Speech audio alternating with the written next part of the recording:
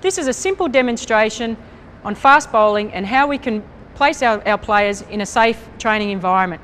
Chris is my bowler, and if Chris is a front-on bowler, what we want is his hips facing straight down the wicket. So I ask Chris to sit down with his hips facing straight down the wicket. Ideally, we want Chris's hips and shoulders to be in alignment. Okay, so if Chris is coming in as a front-on bowler, this is an ideal situation to us. How we can demonstrate to Chris and put him in a situation where he gets the feel of having a mixed action, meaning that his bottom half and top half don't mix, is by turning his top half into a side-on action. That way Chris can get the feel of the pressure that will be going through his back down here. If Chris is a side-on bowler, simply move his hips facing down the wicket here. Correct action, hips and shoulders within alignment towards the target. Once again, demonstrating a mixed action, turn Chris into this position. As I said, it's a tool that I found useful not only as a player, but also used within my coaching. The bowling action is a sum of all parts, beginning with a balanced run-up that takes the body towards the target.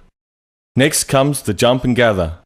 This continues the momentum towards the target and allows the body to find an inline hip and shoulder position to suit the individual. The arms should rotate relatively close to the body, moving in a continual motion following an opening and closing pattern. At release, the body should be fairly upright with the fingers behind the ball, supporting a grip that can produce the type of delivery the bowler wants.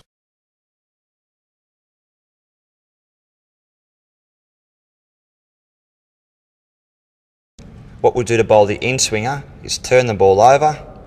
So once again, the shiny side being the red side, right-handed batsman, slight angle of the seam this time towards fine leg, fingers down the seam, once again, pretty much the same as what you bowl for the outswinger.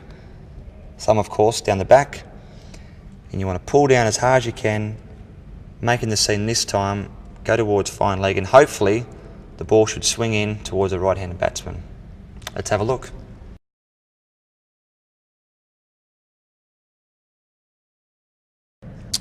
Now to bowl an outswinger, if we imagine that the red side of the ball is the shiny side, I like to place my two fingers about that far apart from the seam, thumb going down the back of the seam, straight down, maybe a slight little angle towards first slip if there's a right-handed batsman, and you want to come straight down behind the seam, pull down behind the ball, which will then give the ball the position, hopefully with a straight seam, to give it every opportunity to swing, to go down the pitch and slightly go away from the right-hand batsman.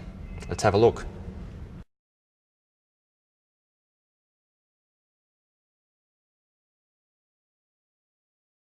The leg cutter moves off the seam from leg to off stump.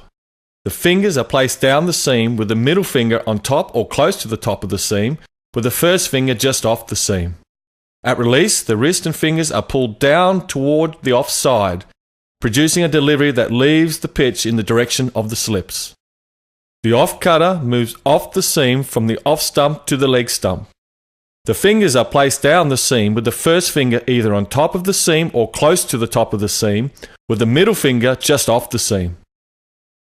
At release, the wrists and fingers are pulled down toward the onside to produce a delivery that moves back into the batsman.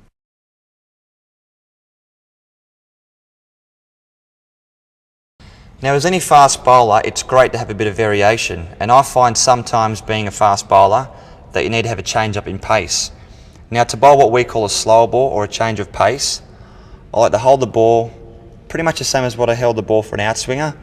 As I'm just about to come over with my action, slide one finger down, and you want to bowl like a big off-cutting action. So then the seam turns and the ball should come out between 10, 15, 20 k's a bit slower.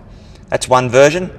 Other version is obviously you take the fingers over the other side and bowl down like a leg cutter, so then the seam goes that way. These are two versions that I use, and if you can get them through practice and a lot of hard training, they can be very, very effective.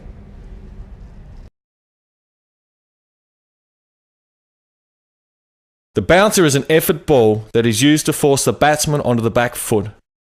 The grip can be fingers down or across the seam.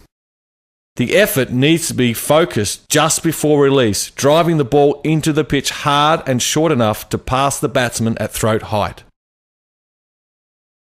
The Yorker is designed to surprise the batsman by pitching at their feet in line with the stumps. The focus for the bowler is on the spot where you want to pitch it, and then, depending on the variation you choose, the seam can be held to swing the ball or go straight to the stumps. The leg spinner is the core delivery of the leg spin bowler. It turns from leg to off for the right-hand batsman. We grip the ball firmly with our middle three fingers, with soft support from the thumb, and impart maximum spin with the third or ring finger. We aim to be moving towards the target with our body and spin up and over the top of the ball for maximum impact. The leg spinner relies heavily on his stock ball, the leg break. However, variation adds to the impact of the leg spin bowler, and the top spinner, wrongen, flipper and back spinner or zutta are examples they can use. The wrongen is a variation for the leg spinner, spinning in the opposite direction. The grip is the same in the first, second and third fingers with light support from the thumb. The spin is achieved by releasing the ball with the back of the hand facing towards the batsman and spinning off the third or ring finger. The top spinner is another variation for the leg spin bowler. The grip is the same, and we are aiming to bowl with the back of the hand facing towards the bowler. We hope the ball to carry on straight and encourage greater bounce.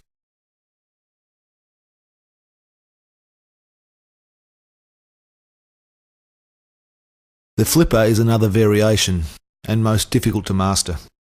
The grip is similar to the leg spinner, with the ball being squeezed out between the thumb and forefinger. This results in backspin being imparted on the ball, skidding through quickly and deceiving the batsman. The biggest part about spin bowling is grip it and rip it. You must spin the ball to be an effective bowler. The grip I use to spin the ball is like so. Hold the ball in your fingers, depending on how big your fingers and your hand are, till the ball is comfortable. For me it's about like that, depending on how big your hand and fingers are.